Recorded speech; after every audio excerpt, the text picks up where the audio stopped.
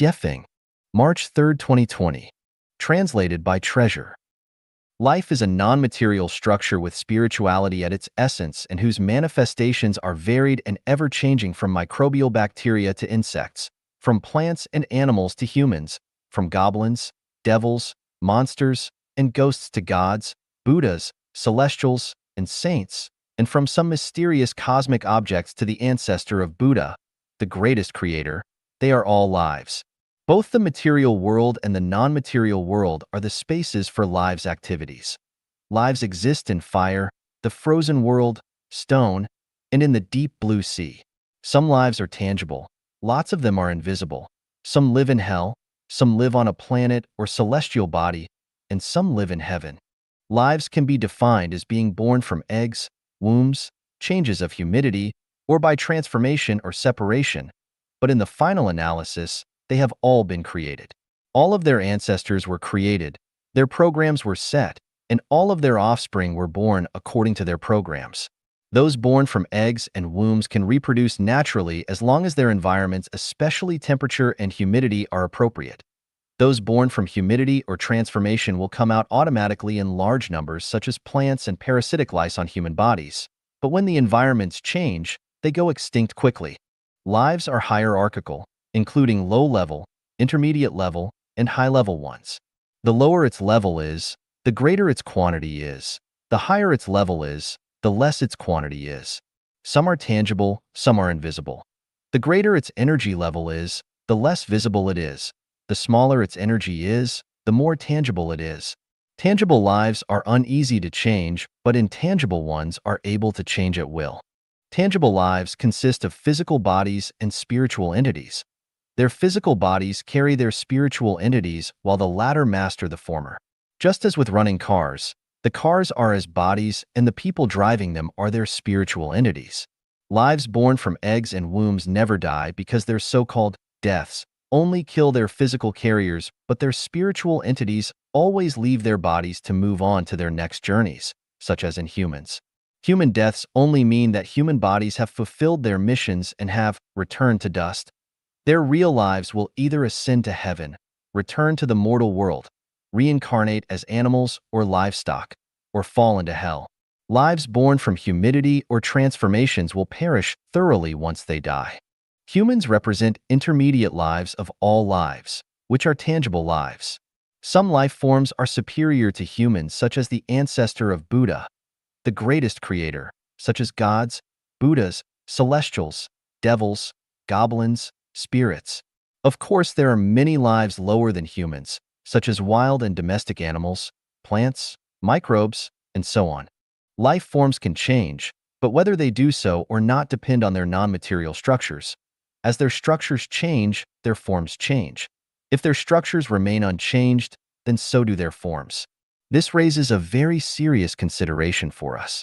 By being careless, human life structures can degrade to those of animals such as dogs and pigs, but by being careful, those same human life structures can elevate to those of goblins, spirits, celestial beings, or Buddhas. Once born into this mortal world, humans change every day. How one changes depends on their consciousness, and what one eventually changes into depends on the state of their immediate, pre-death consciousness. If one possesses a celestial's consciousness at that moment, then they will go to the fairyland world. A human consciousness, they will return to the human world. In an animal's consciousness, they will fall to the animal world. Human lives are not easy to attain, and their survival is hard. We need to rank the study and exploration of life's mysteries as our highest priority. Those who regard money, power, status, reputation, and beauty as their highest priorities cannot unseal their spiritual perception and will remain ignorant and confused forever. It is only by unsealing one's spiritual perception that they can understand the mysteries of life, and only by understanding those mysteries can one transcend to a higher life space. There are 8 mysteries on life, and those whose spiritual perceptions have been unsealed need to explore and seek. Note: definition of life and life. Life is a non-material structure with spiritual sense. Life is 1 plus 1 1. Life is composed of 2 parts: the intangible spiritual entity and the tangible body. The intangible spiritual entity mainly refers to the thought, consciousness, spirit, and soul, and etc. The tangible body mainly refers to the full flesh body where the soul is attached. Life. Life is just a journey of life in this world. The traveler is issued a single-entry visa with the traveling dates specified. The origin of life. Xiefeng. August 16, 2005. Translated by Transin. Definition of life. Before we can discuss the origin of life, we must understand first what it is, or we will not be able to explore its origin. Today, although the scientists who are discussing life may not be as plentiful as the hairs on an ox, at least their number is very large. When we enter words such as life, life study, origin of life, and life exploration into any search engine, we will find a wide field of life exploration articles from which we can gain an idea of the various research theories and achievements discussed by life scientists. Unfortunately, all life scientists just make fusses over their interpretations of it because none of them understand its real essence. Only Christopher Langton, an artificial life theorist at the United States Los Alamos National Laboratory, in his publication, Artificial Life, initiated some introductory wisdom about the life exploration area. Some of his opinions broke through the limitations of traditional thinking patterns and took a small step toward understanding the cognition of life. For example, the essence of life lies not in its substance, but in its form. Then what on earth is life? Life is a non-material structure with spirituality. All substances are not life, but they can be carriers of life. As with a person's watch, car, house, and clothes, none of these are part of the person, but appendages and adornments of their life, and we cannot learn about them by simply relying on their appendages and adornments, nor can we know them by their age, appearance, height, weight, or other characteristics because all of these just show the material structure of their life carrier. It is very hard to understand non-material structures because they depend on our spiritual perceptions completely. They require extraordinarily sensitive spiritual perception to be seen. If one's spiritual perception is dull, it would be imperceptible in any way, but this does not mean that there is no way to understand it. I will give an example and hope it will inspire you to draw an analogy. As I send a fax from Harare, Zimbabwe, to my friend in Washington, D.C., his fax machine receives it almost immediately. The contents that he receives are nearly identical to what I had sent. My handwriting, the shape of the characters, and the line spacing are unaltered by his fax machine. However, the original copy is still with me and I can toss it into a waste paper basket as rubbish because it has accomplished its mission and has conveyed its message, soul, to my friend in America. Let us analyze what has happened. The origin copy never left my room, but my friend received the fax instantly, and only the paper and ink, the carrier of the information, has changed. How do you explain this? The fax machine used the photoelectric principle to transfer the information into audio signals and sent them through an electric cable to a communications central office which transmitted them to a satellite uplink transmitter. A satellite received and retransmitted them.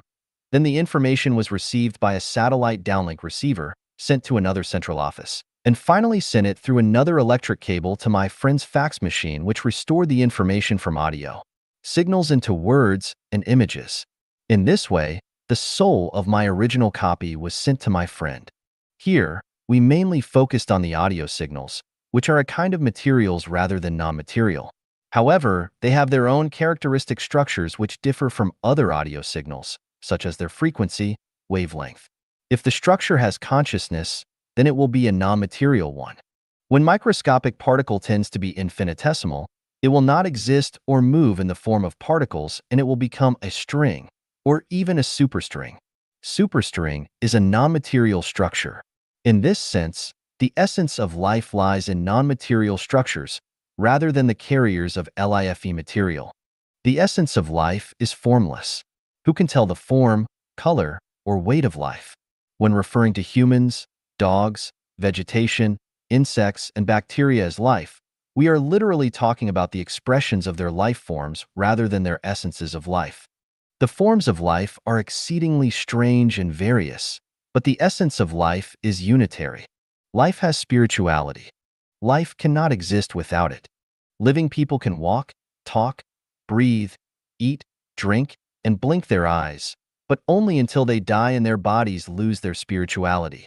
Can we call a cadaver with no spirituality a human? Of course not. Thus, flesh is life when it has spirituality, but it is just a cadaver after it loses it. A stone can be called a life when it has spirituality, but it is only an aggregate of material elements after it loses it. A tree can be called a life when it has spirituality, but it is only a piece of wood after it loses it. A car can be called a life when it has spirituality, but it is only a heap of waste iron after it loses it. A statue can be called a life when it has spirituality, but it is only a heap of dried mud, plaster, or metal after it loses it. Any material object might be a life, or may only be an aggregate of material elements, depending on whether it has spirituality at the particular temporal time and space.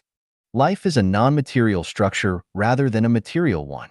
Every material has a structure, even if it is only a molecule, an atom, a particle, or a string.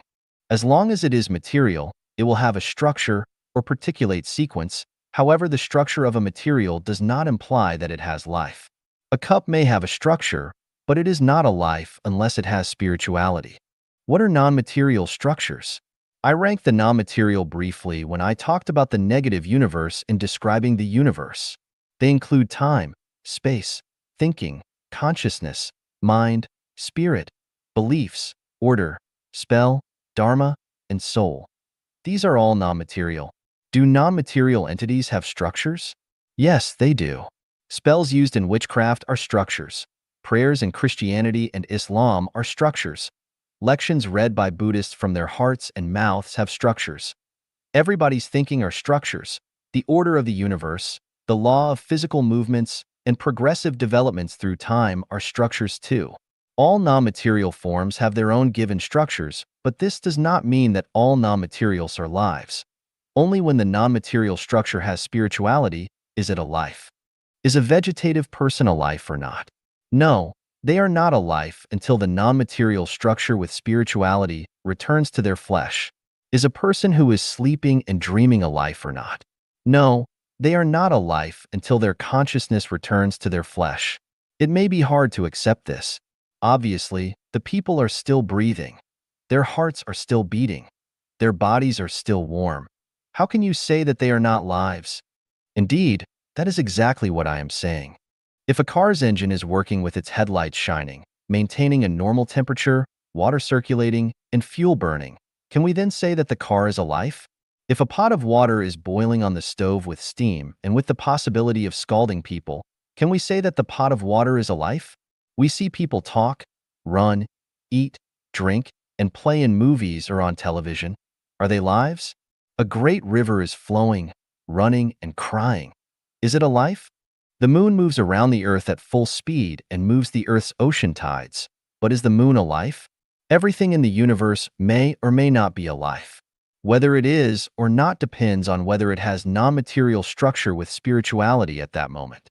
We just talked about the essence of life, which is the same as the software in a computer. A software program can only perform its function when it enters into a computer's hardware, otherwise its program will not work. It is very hard to understand the essence of life. It sounds as if I am talking about something that is only in my imagination. So let me level down the meaning of life to a lower degree and analyze and interpret it from this presentation of life. Sakyamuni, who possessed Buddha eyes, defined life as born from eggs, wombs, humidity, or by transformation, with or without form, either thoughtful or thoughtless, and neither thoughtful nor thoughtless, and this definition includes all life forms in the universe. The life forms born from eggs, wombs, and humidity can be seen everywhere on the earth, and they are easy to understand. What is life born by transformation? Every life with water, appropriate temperature, humidity, and that is formed naturally, belongs to the category of transformation. The huge numbers of microorganisms and various bacteria are all transformations. The life that can be seen through human eyes refers to the life which has physical forms. Every life that we see in the world is the life that can be seen through human eyes. What life cannot be seen by human eyes? This refers to the life which exists without any physical form, such as the life in heaven, life in the Elysium world, life in Netherworld, life in the frozen and inflamed layers, and so forth. Thoughtful life refers to life with self-consciousness. Thoughtless life refers to life without self-consciousness. such as plants without flowers or fruits, and nearly all gemstones. Either thoughtful or thoughtless life refers to life that appear to lack consciousness, such as the earth, the sea, thunder, wind, clouds, rain, snow, and so on, but actually can have great wisdom. Neither thoughtful nor thoughtless life is superior. That which normal lives regard as 1,000 years is only a moment to super celestial beings and Buddha in supreme life space. There is, however, one superior life which exists on a holographic level only and has no physical form. This is the unique, greatest creator. It would take hundreds of years to comprehensively analyze all the life forms, but I will use humans as an example for which to interpret life. Life is 1 plus 1 is equal to 1. Life consists of two parts, a formless spiritual entity and a tangible object. The formless spiritual entity refers mainly to consciousness, thinking, spirit, inspiration, mind, and mindfulness, which are collectively called the soul. The tangible object refers mainly to the body to which the soul is attached, such as a person's flesh. A person is a life because he has consciousness, thinking, spirit, and some invisible and impalpable psychological activities, as well as a soul-attached body, such as the 5 sense organs and the 7 apertures in the human head, internal organs of body, trunk and limbs, skin and hair, nerve and blood, and so on. If a person is insensitive to burning when they put their hand into boiling water, to the pain of a thorn sticking into their skin, to the coldness of an icehouse, to the flavors of food, to starvation when they have not eaten for too long, to danger, to love and hate, to changing surroundings, or to anxiety and fear, then they are without a soul. Such a person does not exist at all. Although a vegetative person is still a person medically speaking, their souls have left their body and roamed into a space tunnel. Because of the maladjustment of the body, their soul cannot attach to its flesh effectively, and their thinking and consciousness cannot express themselves effectively. If we massage constantly at a certain acupoint of their body or call softly into their ears, we can bring their distant soul back. As the body changes and revives, the unconscious person becomes a normal person with life once again. Once a soul has left its body, that body will lose its vitality of life. As long as a soul stays within a body, that body will never die. Even if you remove a person's heart, drain all their blood, or even decapitate them, their life will still exist and they will not be dead. In the mythic novel, The Legend and the Hero, Prime Minister Baigon's heart was removed by Deji. He did not die right away because his consciousness, thinking, and psychosocial activity were still there. That is to say, his soul was still attached to his body so he could still walk and talk. But he breathed out his life immediately when he heard Deji, who disguised herself as a person selling vegetables, say, "Vegetables without hearts can live, but humans without hearts must die." Why? Because Deji's words sealed off his thinking and compelled his soul to leave his body. When the soul left the body, he was dead. An experiment was once conducted on a prisoner who was condemned to death. A guard explained, "You have been sentenced to be executed immediately. You are to bleed to death, and we expect you to cooperate." They tied him onto a bed with his eyes covered and leaving one arm hanging over the side above an empty bucket beneath it. Then, they pretended to cut his wrist with the dull side of a knife, meanwhile dripping water into the bucket beside the bed. The sound of dripping kept pounding in the prisoner's ears. Over tens of minutes, the continuous dripping noise waned gradually, leaving only the ambient room noise in the air. Then the sound of the dripping disappeared completely. With the disappearance of the dripping sound, he was found to be dead. What made the prisoner die? His wrist was not cut and none of his blood had been shed. What caused this death was conventional thinking. I was sentenced to death. My blood all left me. No one can live without blood. Ergo, I must be dead. As a result, death followed very soon. During China's SARS outbreak, the Sohu News Agency reported this story. In order to find out the source of the SARS virus, government agents went to Guangdong to investigate some restaurants and attached a tracking device to one of the animal traders. One time, this animal trader bought lots of snakes from a market to sell to a restaurant. Because they were very familiar with each other, and the animal trader had nothing to do after his transaction was finished, he decided to help the cook to cut the snakes. As he was cleaning himself at the end, One of his fingers was caught by a snake's head. Although his life was not in danger after prompt medical attention, his finger that was bitten by the snake's head became disabled.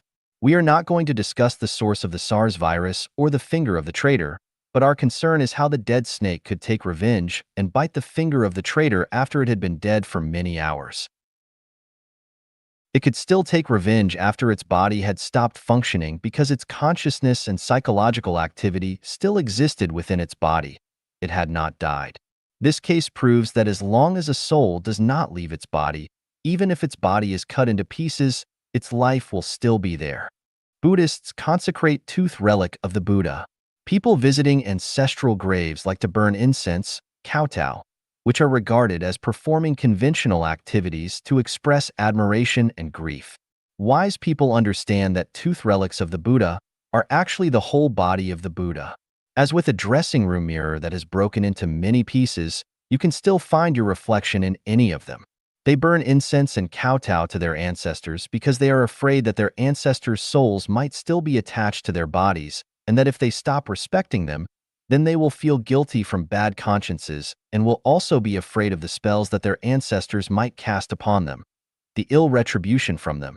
A mystery of the Egyptian pyramids is that all those who have been involved with the ancient rulers' tombs, regardless of their methods or motives, as long as they dug the tomb of a pharaoh or disturbed the peace of one, would be punished, usually by sudden death.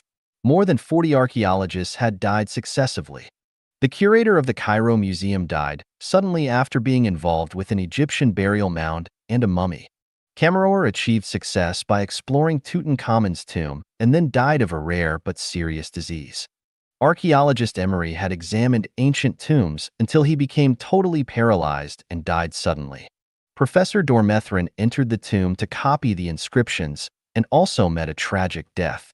Why did these things happen? Because the pharaoh's souls never left their bodies. Pharaohs believed that they would be brought back to life at the proper time. So they went nowhere and waited and guarded, day and night. If people dared to disturb them at any time, they would punish them. Once encountering a tomb whose soul has not left its body, most tomb robbers will suffer serious illness and die suddenly, while the rest might lose their families at least. Let us view some scenes in many movie stories. At the life and death fighting moment, although some people were killed obviously, they could struggle to fight at a crucial moment and killed their opponents and then died at the same moments. Why? The reason is the same as with the snake's head bite. Cancer, leukocythemia, AIDS, SARS, and other diseases kill people's thinking and consciousnesses first and then kill their bodies. People know that their likelihood of surviving from any of these incurable diseases is very slim once they contract them, so their consciousnesses collapse first. The collapse of their defense line will inevitably lead to overall weakness and a maladjustment of the body, which in turn further strengthens their acceptance of death, and only it awaits them in the end. Some wealthy people like to be examined regularly. They believe that if they diagnose a disease in its early stage while it is still curable, then they will be more able to survive it, but they do not appreciate the danger of this. If their examination report shows a healthy body, then everything is okay. Unfortunately, however, should an incurable disease be discovered, they could be digging their own grave. In fact, people's bodies have self-defenses with disease-fighting functions. Many diseases just come and go. They occur silently and disappear equally silently. Those who simply ignore them often go on with their lives without even knowing about them. But once they are discovered and taken seriously, they tangle their victims relentlessly till the end. There was a case at a Chinese hospital where two patients' examination reports were exchanged accidentally. Sadly, the one who was not too sick snuck into his doctor's office where the case reports were stored and found the wrong case report with his name on it. At the sight of his report, he felt dizzy and chilled instantly, struggled back to his ward, and totally collapsed because his examination report said terminal cancer. Meanwhile, the sister of the patient who actually did suffer from terminal cancer also snuck into the office to check her brother's condition. She was wild with joy when she saw that her brother's report said normal. She took it out happily and brought it to her brother. As soon as he read it, he could suddenly sit up and exclaimed, "These doctors are jerks. They only want my money. Let's go home." He held his sister's hand and left the hospital cheerfully like a healthy man without even checking out. The importance of consciousness, thinking, and psychological activities. Souls are fundamental. They prove that the deaths of living creatures means the death of their souls first of all.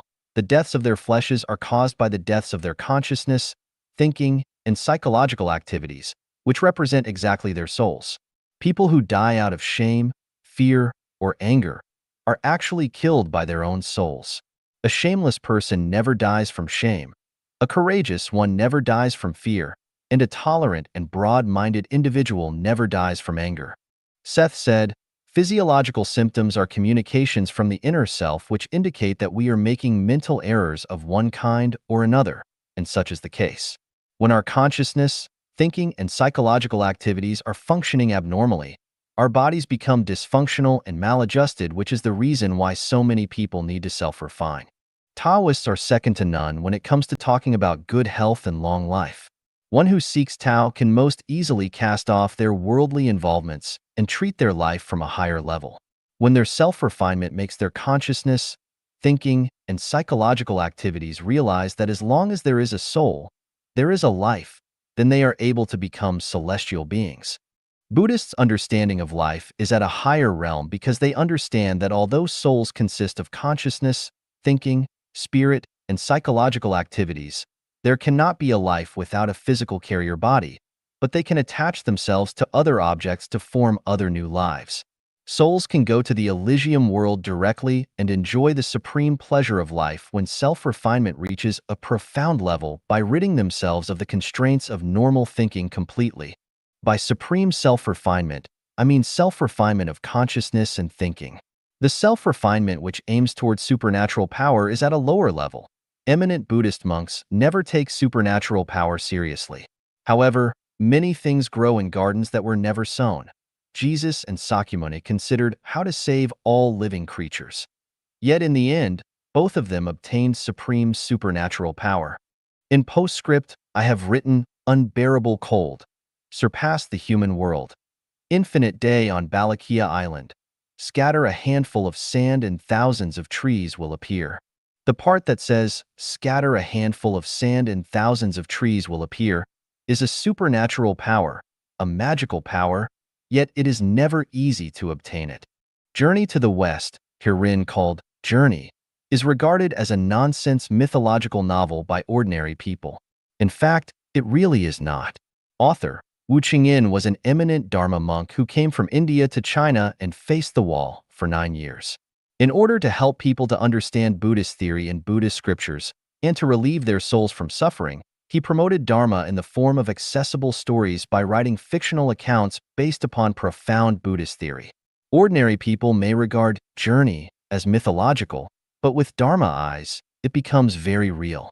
I used Journey as an example of how, when you refine yourself to higher levels, you will understand the many meanings of life and the enormous functions of the mind to life. The whole story of Journey was to enlighten its readers. Connoisseurs know knowledge. Lay people like jollification. Sakya picked a flower and Kassapa smiled. Only by reaching a level of telepathy can you resonate with each other spiritually and smile. The Monkey King in Journey traveled thousands of miles to pursue Tao. In the end, he arrived at Crescent Moon and 3 Stars Cave in Jambudvipa, the Celestial Islands continent, sought Bodhi Patriarch as his master, and finally received the secret of longevity, learned the supernatural power of 72 different forms, and of mounting the clouds and riding the mist. The whole process is enlightenment to humans. It teaches us that if we want to sublimate the meaning of life, then we must cast off all our worldly ties.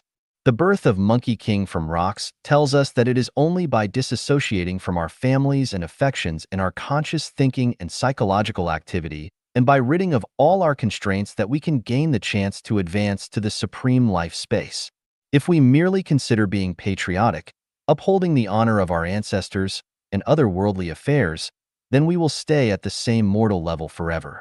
It informs us that once we determine to pursue Tao, we must overcome all hardships and be very persistent, just as Sakyamuni sitting under the Bodhi tree would not rise until he was enlightened. This is the only way. It enlightens us learn that no trees can bear ginseng fruit on the earth. Well then, where is the Wuzhuang temple? It is definitely not in the mortal world. In this sense, we must expand our view of thinking into the vast universe, surpass the limitations of space and time, and enter into another space to discover the mysteries of life in the distant heaven. Wukong's master wanted him to learn the knowledge of art, circulation, and movement. Wukong asked, "Will this knowledge make me immortal?" Master replied, "No," and Wukong said over and over again, "Then, I don't want to learn these three skills." This tells us that profound knowledge does not exist in these three types of knowledge, which are actually different levels of supernatural powers. If we restrict our thinking and consciousness to the level of art, we will never arrive at the other side of life. Wukong's refinement at Crescent Moon in Three Stars Cave was actually that he had uplifted himself with the knowledge of the soul, including thinking, consciousness, spirit, and psychological activities. When we grasp the secrets of soul and life, then 72 different forms, or even 1,000 kind of transformations, are not difficult.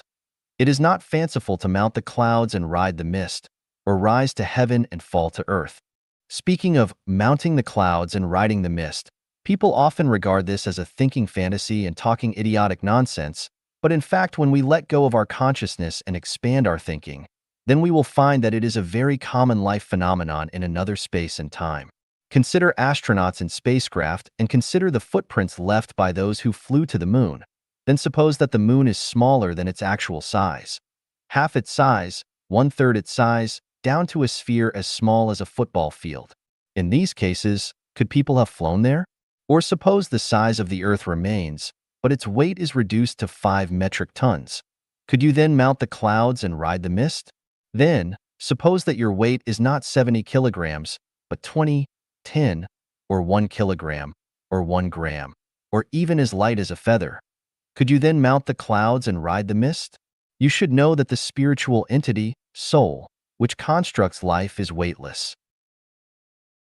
Without a spiritual entity, soul, there is no life, but without material form, there is no life either. Life requires both. Life is 1 plus 1 is equal to 1. Not 1 is equal to 1 and not 0 plus 1 is equal to 1. Spiritual entities can exist alone and material objects can exist alone. When spiritual entities and material objects exist separately, there is no life. It is only when the two are combined together that life generates. Just as with hydrogen and oxygen atoms, it is only when the two are combined together that water forms. Like cloud clusters with positive and negative charges, it is only when the two meet with each other that lightning and thunder will be generated. Souls can accomplish their functions only when they are attached to material objects. Souls can not only be attached to the bodies of humans and animals, but also to plants, rocks, houses, storms, rivers, ponds, cars, TVs, and any other things. There are lots of examples in the Bible. Many prophets have made incredible though obscure prophecies after having been possessed by spirits from supreme life space. Jesus cured many sick people who were possessed by evil spirits. There are countless records and instances of being possessed by souls or haunted by ghosts at all times and all throughout the world. Seth conveyed information of life to common people through an attachment to an American woman. There are many examples of souls becoming attached to lightning. Here are 2 examples. In 1899, a man was struck dead by lightning in his courtyard. 30 years later, his son was killed in the same way and at the same place. On October 8, 1949, his grandson was struck dead by lightning in the same courtyard. 3 generations were struck dead by lightning in the same place. These phenomena are clearly a spirit's revenge through the use of lightning. In 1918, a Canadian major, St. Mary May Ford, was struck by lightning. The same thing happened to him in 1924 and he became partially paralyzed, and again in 1930, and he became fully paralyzed. He died 2 years later, but his tomb was struck into pieces by lightning in June 1934. An article compiled by Xiaoya is a perfect example of a soul attached to a car. The car was of a German make with 6 seats and it embodied excellent performance, luxury, and style, yet it earned the nickname of a killing monster because during its years on the road, it killed 18 people, injured 7 others, and also led to the outbreak of the Great World War. The first incident occurred on June 28, 1914, when the Crown Prince of Austria and his princess were assassinated while inside of it. This became the spark that ignited the Great World War. The second time, it killed a queen and her friends riding in it. The third time, it killed Austria's 5th Division general commander. The fourth time was the advisor to the general captain who not only smashed his head into the front, but also killed 2 farmers walking on the road. The fifth time was after the Great World War broke and another county's head of state inherited this car. He had 4 traffic accidents within 4 months, his backbone was broken, and he was permanently handicapped. The car was later owned or ridden by Dr. Kusakith, then a jeweler, a Swiss car racer, a farmer and his workers, as well as Tabor as a taxi, and his 6 friends, respectively. None of them escaped from this car's horrible karma. Finally, it was blasted into pieces by an Allied bomber during the Second World War and completely disappeared from the world without a single piece ever being recovered. Were these accidents or coincidences? I infer that the artisan who made this car was ill-treated and his soul had become attached to it, so that he was able to foster a series of tragedies after his death to comfort his injured soul. We know that some wooden houses can make creaky sounds late at night. The reasons are not from thermal contraction or from wood breaking, but rather because the carpenters building them had been ill-treated and deprived of their due compensations. For this reason, they are angry and their souls often visit the houses to show their indignation after their deaths. Whenever there is unevenness, there will be sounds and shocks. All uprisings, rebellions, disasters, assassinations, and revolts throughout human history, even earthquakes, fires, and floods, are the results of indignated souls. There are plenty of cases of souls that have been attached to cars, boats, buildings, trees, flowers, and even grass. These are not difficult to find in historical records. In short, life is 1 + 1 is equal to 1. Flesh without a spiritual entity is a corpse, and we cannot regard a corpse as a life. In the same way, a spiritual entity without flesh is a soul, and neither can we regard this invisible wave as life. Knowing what life is, we shall now discuss its origin. We have learned about the origin of the highest life in the universe, the greatest creator in time, space, and the universe. We have learned the origin of supreme space life and the origin of human beings from humanity and human life. Now let us consider the origin of tangible life on Earth. There are many ideas about the origins of life on Earth. Some are that it originated from lipid molecules, from RNA, from the proto-ocean, from Venus, from deep-sea vents, from volcanoes on the Earth, from outer space, that comets with water hit the Earth which began it, and still others say from Earth slides or lightning, or from any of numerous other suggestions. Most of these explanations listed above are reasonable because metaplastic lives, microorganisms, and fungi are generated from the land, oceans, deep-sea vents, and volcanic zones, and not only in these special areas above, but also from soil air, the dead bodies of plants and animals, rivers, ponds, and rubbish heaps. Trillions of them form and die daily, regardless of what the weather conditions are, and as long as the environmental conditions keep changing, new species will be generated. It can be said that the growth of populations, pollution of the environment, aggravation of the greenhouse effect, and the expansion of the hole in the ozonosphere will generate the new species, even in new bacteria expanding in large scales. Vast amounts of new bacteria may stop the ecology from worsening further, or they may lead to great disasters and plagues for humanity, perhaps much worse than even Europe's Black Death in the late Middle Ages. Unlike the SARS transmitting among humans, it may contaminate millions of people simultaneously. Besides metaplastic life, hygroculous life can randomly generate from within the earth. As long as there is water, the molecular structure of soil will change and generate new life. Moss, lichen, and grasses are generated thusly. Let us focus on animals, insects, trees, and flowers, and see what the origins of these life forms are. Before we continue, please reread The Greatest Creator of Life Genuine. It will be very difficult to understand the origin of life if you do not read this book first, for it is only when we recognize the greatest creator's position properly as the highest life in the universe that will we be able to clearly understand the origin of life. The universe did not start with a Big Bang. Today's galaxies and star systems are different from those of antiquity. Every heavenly body and galaxy in the universe has its own origin and function. As we know from fundamental physical knowledge, The total amount of energy in the universe is fixed and never varies, and perpetual motion machines are unreal. Inevitably, the motion of the moon, the earth, and the stars need to be powered by some force. But where does the primordial motive power come from?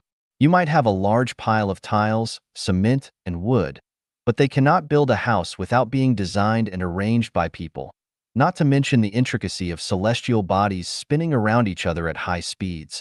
They could never construct star systems by themselves. Our solar system came into being 4.5 billion years ago due to extended painstaking efforts of the greatest creator, gods, and celestial beings. The Earth was the first one formed in our solar system. Although astronomers believe that the history of the Sun is longer than that of the Earth, this does not mean that the Sun was the first body in the solar system. We all know that black holes populate the universe. Some scientists believe that black holes are magnetic vortices caused by the gravitation between two or more celestial bodies passing by each other, just as with a typhoon and a tornado. But this cannot be true because black holes are aggregates of high-energy matter. The more energy they have, the less tangible they will be. Great form has no contour. We may compare black holes to batches of covered dough from which a cook has removed one piece according to his need for making a meal. The black hole is exactly that covered dough, while the Earth is that small piece which has been removed, and the greatest creator and his assistants, gods, are the cook who has removed the small piece. After the emergence of the Earth, the Sun was moved from somewhere. In order to make the Earth rotate around the Sun constantly, additional planets were added to the solar system. Therefore, the entire solar system exists to serve the Earth. This means that humans exist on the Earth, but they cannot exist on other planets of the solar system. After arranging the solar system, the gods sent down hundreds of millions of angels, super celestial beings, to terraform the Earth. Water and the atmosphere were designed and created, and the combination of water, air, sunlight, and soil produced a large biomass of metaplastic microbes and hygrocoelous grasses on the Earth. Then the super celestial beings began to build pyramids. These were not the pyramids in Egypt, but ones that spread along the 30 degrees north latitude and 30 degrees south latitude in the ocean beds of the Atlantic and Pacific Oceans. They served as laboratories for developing life on Earth because they could gather effectively the special energy of the Sun to speed up its growth and development. Super celestial beings designed and created most of the insects, all trees and flowers, and all herbivores on Earth today from within the pyramids, and then transported these lives to every part of the Earth by advanced aircraft. The whole process lasted slightly more than 1 billion years. In the process of creating animals, celestial beings found that water needed to be brought inland for the plants and animals to spread across the Earth. Therefore, they opened a mind to build a space station and constructed what we now see as the Moon by using metals from the Earth. With the Moon, the Earth became alive, not only bringing an ebb and flow, wind, clouds, snow, and rain, but also illuminating the night. After more than 1 billion years of creation, the Earth morphed into a beautiful, rich, and prosperous paradise.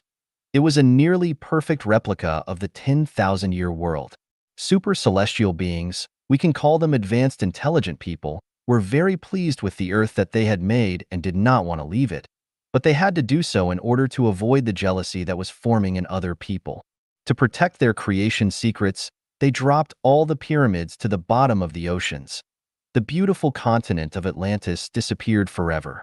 As for the origins of other insects, carnivores, dinosaurs, and humans, please refer to Humanity and Human Life of Life Echanuan. We can conclude that apart from the lives of Metaplasia and Humidogene, all other species on Earth were designed and created separately rather than linearly by evolution, just as the tools that we use have been designed and created by people.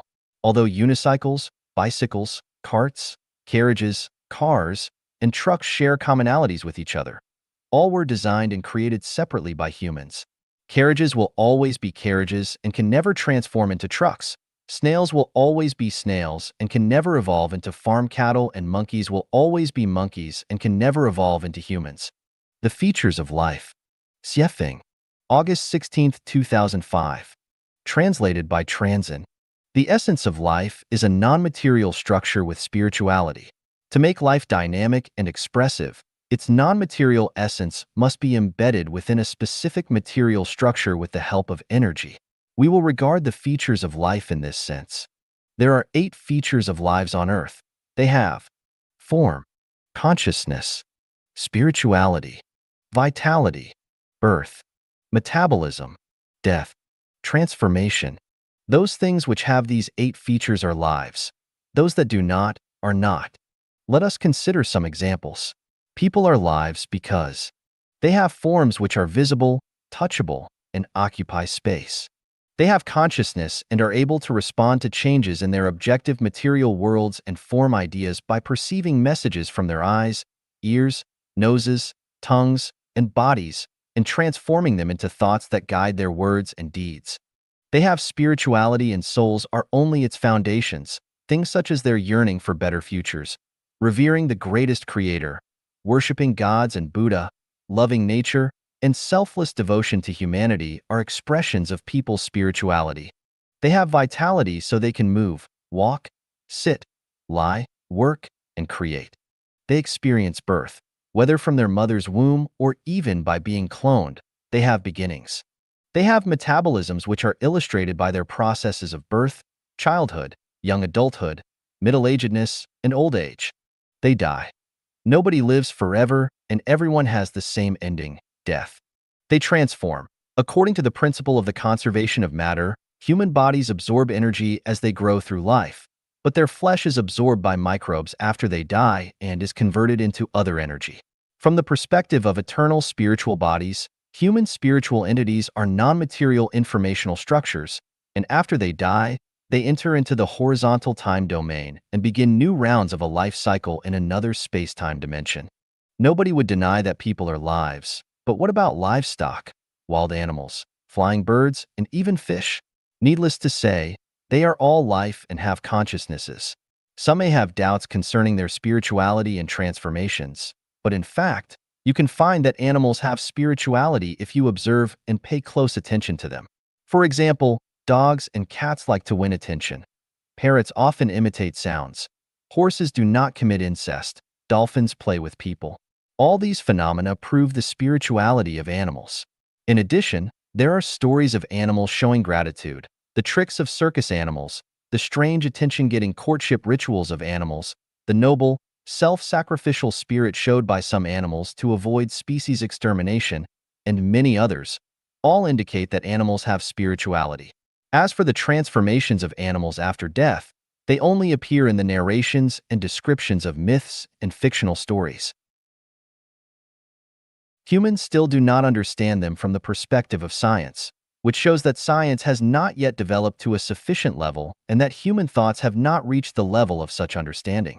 Why are there fewer and fewer animals and more people on the earth now? In fact, most animals transform into people. By analyzing people's habits, we find that some people are naturally cruel because they have transformed from tigers, wolves, leopards, and other carnivores. Some are timid because they have transformed from small herbivorous prey species. Some are naturally stubborn but loyal and reliable because they have transformed from cattle, sheep, and other livestock. Some are born cunning because they have transformed from foxes. Some are born clever, good at temporizing, and flattering because they have transformed from domestic dogs. Then, what about the insects and microorganisms, henceforth called microbes? Of course, they are lives too. About the spirituality of insects, please read The Entomological Memories, written by the famous French entomologist Henri Fabre. This 10-volume, 400 million word monograph is filled with lively, vivid descriptions about the spirituality of many insects. In fact, if we observe carefully, dung beetles shaping manure into balls to carry home, the tacit teamwork of ants and bees, and the movements and skills of flies mating, we find that insects certainly have spirituality. As for the transformations of insects and microbes after death, they all belong to another space, world. Though insects and microbes are closely related to people, the nature of their lives is extremely different from ours. There are no transformations between them and us. That is, people will not become insects or microbes, nor vice versa. Now let us consider whether plants have spirituality or not. I will start by referring to some instances from an article on the web. Lagerstremia indica plants in the Nan Hua Temple on Tiantai Mountain have leaves and branches that actually swing when people touch them. Mimosa draw their leaves back when they are touched.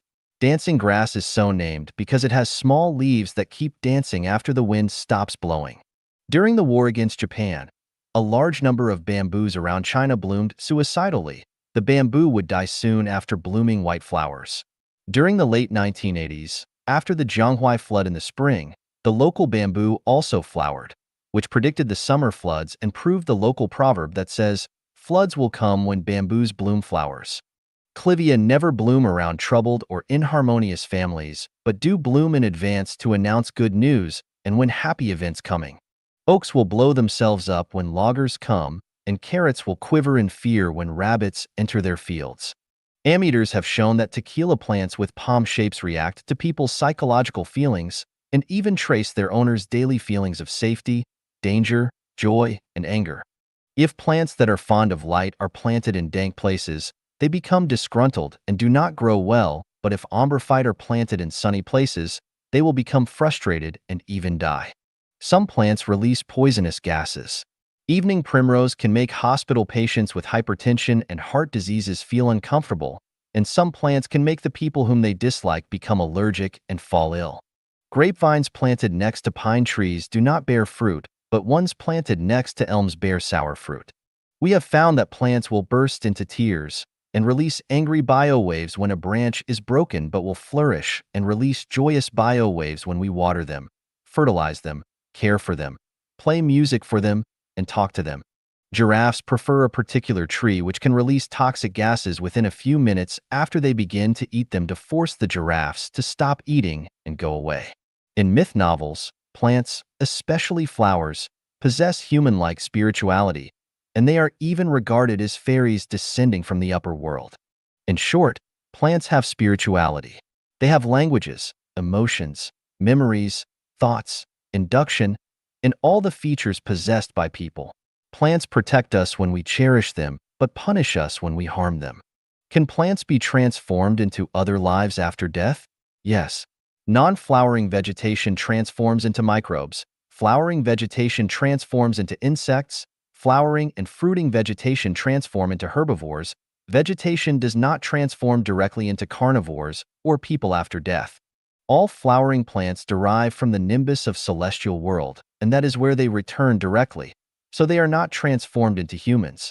Grass also has life, but its life, along with insects and others, forms their own life system which does not belong to the system of animals, flowers, trees, human celestial beings, and Buddhas. In other words, people will not be transformed into grass, and vice versa. Nothing but humans, microbes, insects, and other animals, flowers, and trees can be regarded as life. But this does not mean that they lack spirituality. All things have spirituality. Mountains, water, the earth, stones, and especially gems, all have spirituality. Metal and almost everything else has memory. Although these substances possess most of the properties of life,